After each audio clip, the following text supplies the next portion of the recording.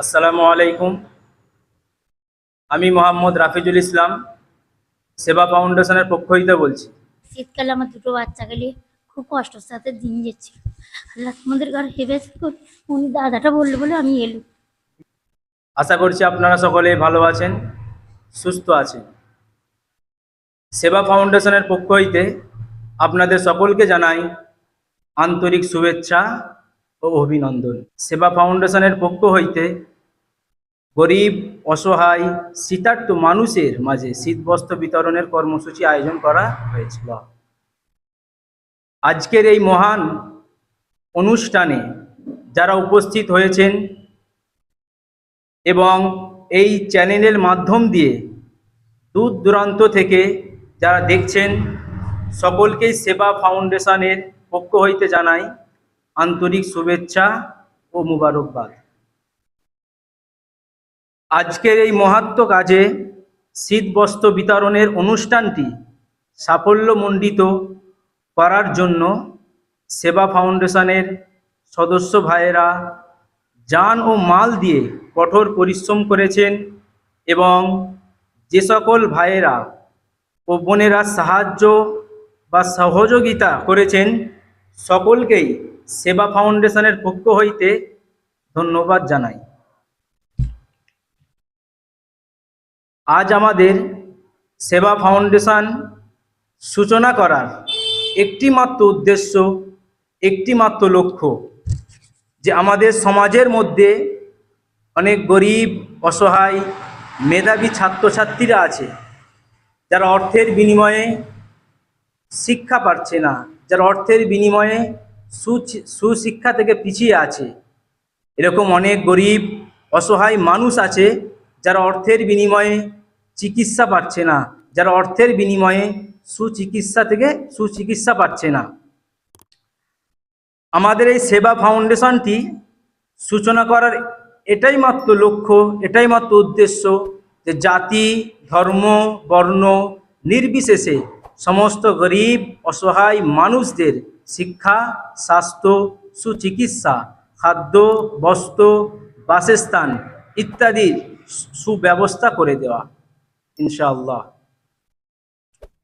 ইসলাম ধর্মের অন্যতম কাজের মধ্যে এটাও একটি অন্যতম কাজ, যে ক্ষুধার্ত ব্যক্তির মুখে খাদ্য তুলে দেওয়া, বস্ত্রহীন মানুষের মাঝে বস্ত্রের ব্যবস্থা করে দেওয়া। তো ক্ষুধার্ত ব্যক্তির মুখে যে খাদ্য তুলে দেওয়া, এটা আমাদের সেবা ফাউন্ডেশন এই কাজটার জন্যই এগিয়ে যাচ্ছে। সেবা ফাউন্ডেশনের এটাই লক্ষ্য যে জাতি, ধর্ম, বর্ণ নির্বিশেষে সমস্ত ধরনের মানুষ, সমস্ত এলাকার মানুষ, সমস্ত ধর্মের মানুষদের, গরিব অসহায় মানুষদের কল্যাণের জন্যে সেবা ফাউন্ডেশন সদা সর্বদা কাজ করবে ইনশাআল্লাহ। সেবা ফাউন্ডেশন হলো অরাজনৈতিক সংগঠন। আমাদের এই সেবা ফাউন্ডেশনটা একটি অরাজনৈতিক সংগঠন। এটা কখনো বা কোনো দিনও কোনো রাজনৈতিক দলের সঙ্গে যুক্ত হবে না, কোনো রাজনৈতিক দলকে ব্যক্তিগতভাবে সেবা ফাউন্ডেশন থেকে কোনো রকম কোনো সাপোর্ট করবে না। এই ভিডিওটি যে যেখান থেকে দেখছেন সকলকে আহ্বান করছি, সকলকেই আমি অনুরোধ করছি যে আপনারা সকলেই সেবা ফাউন্ডেশনের সঙ্গে যুক্ত হয়ে সমাজে জাতি, ধর্ম, বর্ণ নির্বিশেষে সমস্ত গরিব, অসহায় মানুষের বন্ধু হিসাবে নিজেকে তৈরি করুন। আপনার একটি সাহায্য, আপনার একটি সহযোগিতা এরকম একাধিক গরিব, অসহায় মানুষের জীবন বাঁচতে পারে। আজ আমাদের সেবা ফাউন্ডেশনের পক্ষ হইতে এই যে শীত বস্ত্র বিতরণের মূল লক্ষ্য, মূল উদ্দেশ্য হলো এটাই যে গরিব, অসহায়, শীতার্ত মানুষের মুখে হাসি ফোটানো। আপনারা যারা এই মহান কাজে নিজের মূল্যবান সময় ও সম্পদ ব্যয় করেছেন, আপনাদের এই মূল্যবান সময় ও সম্পদ ব্যয়ের কারণে অনেক গরিব, অসহায়, শীতার্ত মানুষের মুখে হাসি ফুটবে ইনশাআল্লাহ, এবং ওই সকল গরিব, অসহায় মানুষের অন্তর থেকে দোয়া বা আশীর্বাদ থাকবে আপনাদের সকলের জন্য।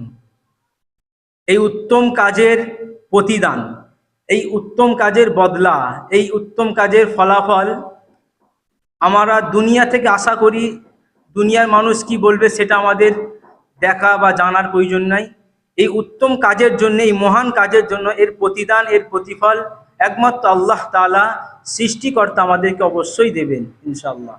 আমি মোহাম্মদ রাফিজুল ইসলাম আপনাদের সকলের কাছে বিনয়ের সহিত আবেদন করছি, আপনাদের সকলের কাছে একান্তভাবে অনুরোধ করছি, আপনারা সকলেই সেবা ফাউন্ডেশনের সহিত যুক্ত হয়ে গরিব অসহায় মানুষের সাহায্যকারী হিসাবে নিজেকে তৈরি করুন। মহান আল্লাহ তাআলা আমাদের সকলকে গরিব অসহায় মানুষদের শিক্ষা, স্বাস্থ্য, সুচিকিৎসা, খাদ্য, বস্ত্র, বাসস্থান ইত্যাদি সর্বাধিক উপকার করার তৌফিক দান করেন। আল্লাহ তাআলা আমাদের সকলকে কবুল করুন, আমিন। সকলেই ভালো থাকবেন, সুস্থ থাকবেন। সেবা ফাউন্ডেশন পক্ষ হইতে আপনাদের সকলকেই আন্তরিকবাদ ও শুভেচ্ছা। আসসালামু আলাইকুম। এই সেবা ফাউন্ডেশনের পক্ষ থেকে আজকে কতজনকে শীতবস্ত্র দেওয়া হচ্ছে? সেবা ফাউন্ডেশনের পক্ষ হইতে 26 জনকে শীতবস্ত্র বিতরণ করা হচ্ছে। এই সেবা ফাউন্ডেশন আপনাদের কত বছর পূর্ণ হলো? আমরা এটা শুরু করেছি 2024 সালে আগস্ট মাসে। আজ 2 বছরের কাছাকাছি চলছে। আগামী দিনে আপনাদের এই সেবা ফাউন্ডেশনের কি কাজ করতে চলেছে? আগামী দিন আমাদের মূল লক্ষ্য, মূল টার্গেট, মূল উদ্দেশ্য এটাই যে সেবা ফাউন্ডেশনের পক্ষ থেকে সমাজের মধ্যে আমাদের এই সমাজকে শিক্ষিত সমাজ হিসেবে গড়ে তোলা, যেটা কোনো জাতিভেদ নয়, ধর্ম নয়, জাতি ধর্ম ভিন্ন সমস্ত মানুষকে আমরা সুশিক্ষায় শিক্ষিত করতে চাইছি।